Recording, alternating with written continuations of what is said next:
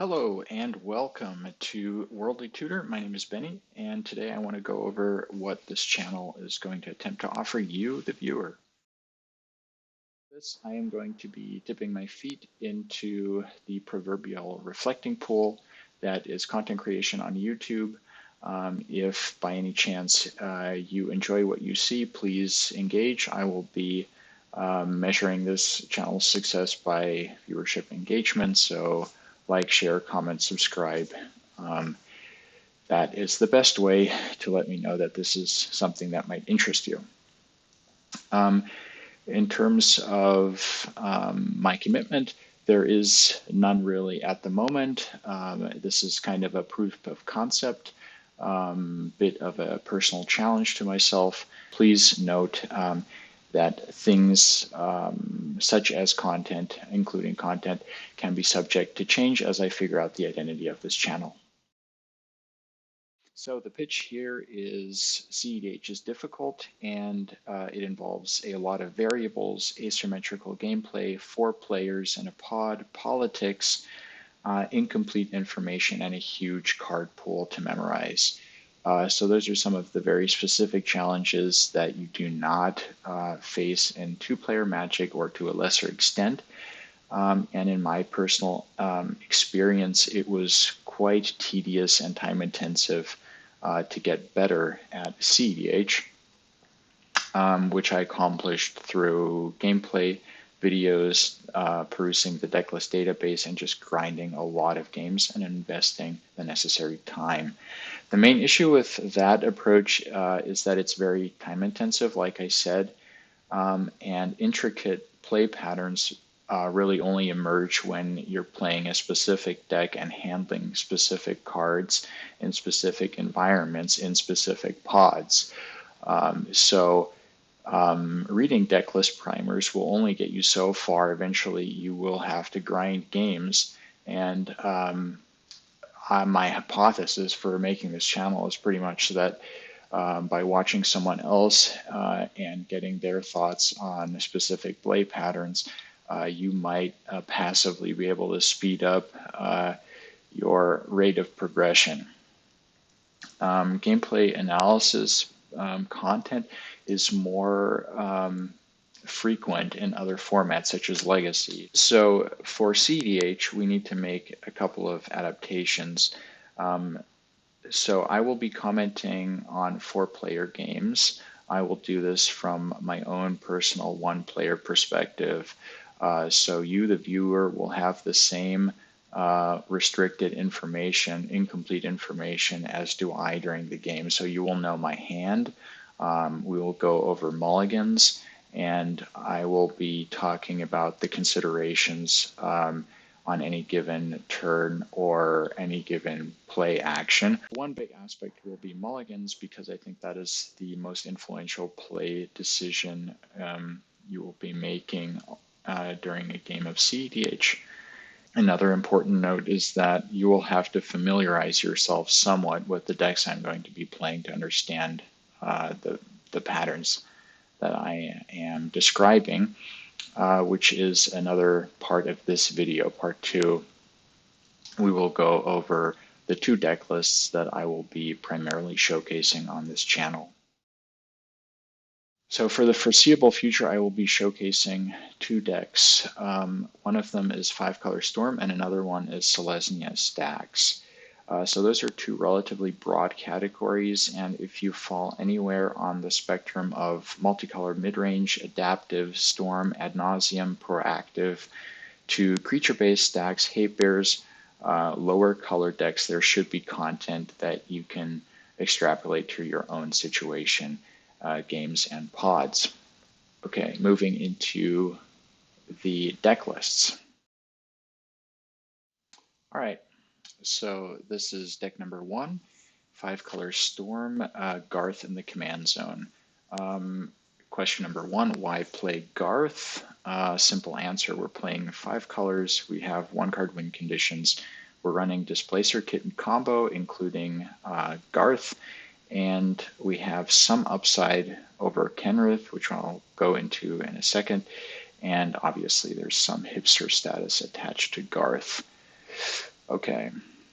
So Displacer Kitten combo, including Garth, involves resolving a haste enabler such as Tuk Tuk Rubble Fort or Concordant Crossroads, casting Displacer Kitten, and tapping Garth, resolving Garth, and tapping Garth, naming Black Lotus, casting Black Lotus, getting a Displacer Kitten trigger, flickering Garth, and getting another Black Lotus, casting it, getting another Displacer Kitten trigger, etc., making infinite colored mana, and then using some sort of sync, such as Brain Geyser, to deck our opponents, draw ourselves into a secondary win condition, making infinite Shivan Dragons. The sky is the limit at that point. Okay, number 2 is going to be Thoracle. You know it, you love it. Typical Dimir combo, but it's just a very simple, difficult to interact with, relatively safe 2-card combo that, for obvious reasons, we're running in this color combination. Then 1-card win cons are Ad Nauseam. Where is it? There we go. Ad Nauseam, and the secondary 1-card win condition. I shouldn't say secondary. The other one is Song of Creation. I would say in terms of win rate, once resolved, Song of Creation is about as high, maybe even higher, although I have limited data points for that, than Ad Nauseam. So Song of Creation, for those of you who don't know, reads, you may play an additional land on each of your turns. Whenever you cast a spell, draw 2 cards. At the beginning of your end step, discard your hand. This was run in some Storm decks like a year or 2 ago. It doesn't really see much play as of now, but it's a really good card. So once you resolve it, if you have enough spells in hand, it's almost a deterministic win, assuming you have the mana, which in this deck shouldn't be much of a problem. We are very low to the ground. Our CMC is, well, with lands 1.1, so it's on the lower end of Ad Nauseam lists. As it were, there are some accommodations for Song of Creation, so we want to be casting really cheap spells to draw cards. A thing to note with Song of Creation is that you get an additional land drop, which is really helpful. It's 1 less mana than Ad Nauseam. It's a little more pip intensive, but a nice thing is the way you're drawing cards. So every time you cast a spell, you get a trigger that is on top of your spell resolving. So something that you can do is cast a Ponder. You have a trigger to draw 2 cards, and then you cast a Tutor. You will have 2 cards on top, so you will draw 2, tutor to the top, and then resolve the other 2 draws, so you will immediately draw the card that you tutored for. So that is a really nice interaction. And another thing is that when players interact with Song of Creation too late, once you have a couple of spells resolved or a couple of draw triggers on the stack, it's really hard to stop because every piece of interaction is drawing you more and more cards. In that way, it is similar to comboing through a heuristic study. Okay, so the accommodations for Song of Creation are Jeweled Amulet, Mana Morphose, obviously the 0 mana rocks, which you probably would be running anyways just for Ad Nauseam. And then another couple of cards that I want to showcase are the cards that are in here for Garth, or Displacer Kitten more specifically. Number 1 is Imposter Mech. So Imposter Mech, obviously a good card.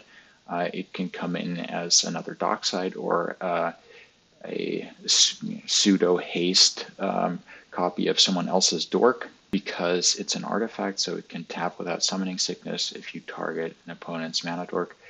The other thing is that it can be flickered with Displacer Kitten. So if you resolve this after a Displacer Kitten and then you resolve another spell, this can potentially be multiple Docksides. Or you can switch around what kind of creature you want to be copying at any given point in time. The same is true for Copy Artifact, which is why it's in here.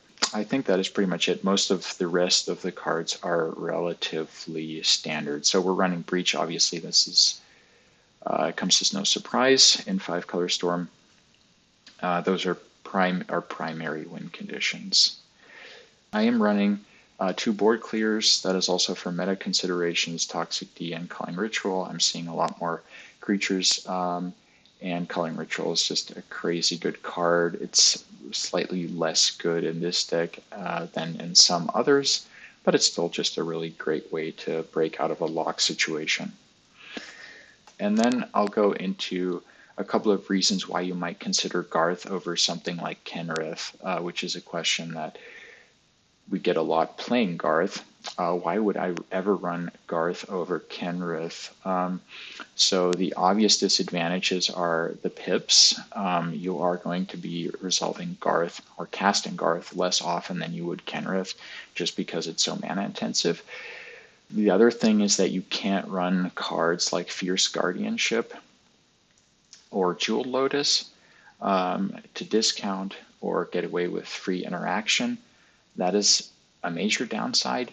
Some of the upside is that the rate of drawing cards is better with Garth. So if you were to draw a card with Kenrith that is 4 mana, which is relatively unattractive, with Garth, the rate gets better the higher X is for Brain Geyser. So Brain Geyser, X blue, target player draws X cards at sorcery speed.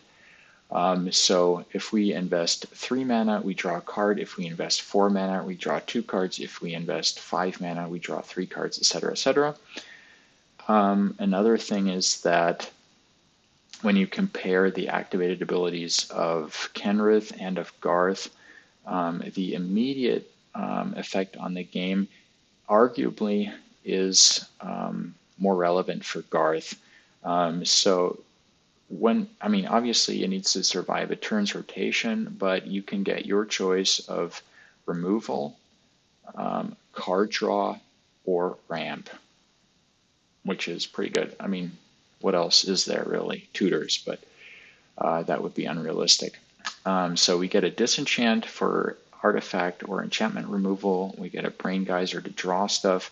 We get a terror to remove problematic creatures, and we even get some form of value graveyard access with Regrowth. And notably, Regrowth is a better rate than Kenrith's last ability. So Kenrith, you're playing 5 to reanimate. Here, if you wanted to get a Dockside, it's 4 mana. Regrowth, target Dockside, cast Dockside, 4 mana total. Okay, that is my case for Garth. Now let's move into Siona. All right, let's talk about my other deck, Siona, Captain of the Pyleus.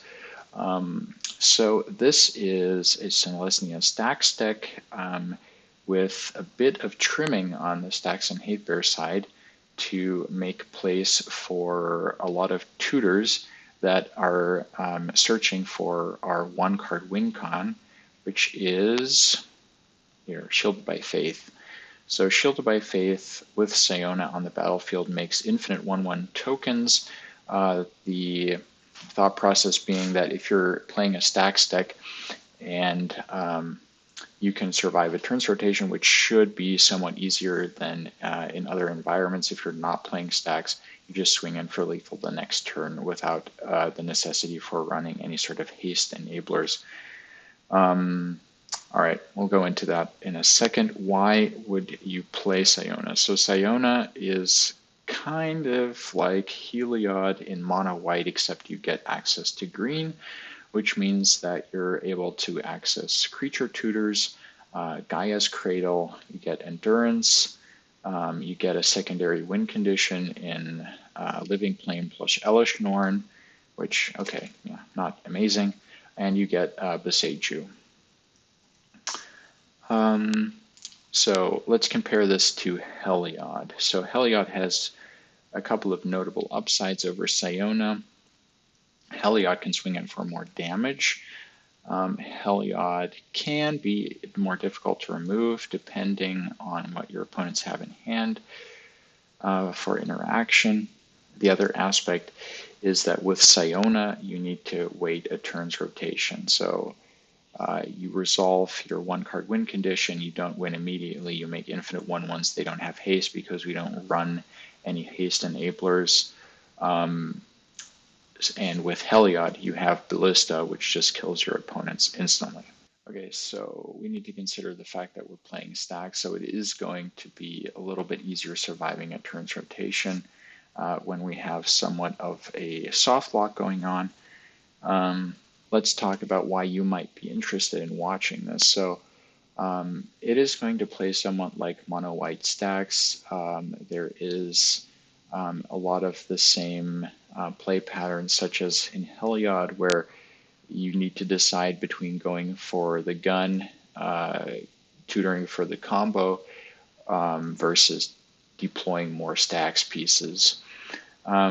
Another thing that's interesting is obviously the green aspect. We get some pretty good ramp in dorks.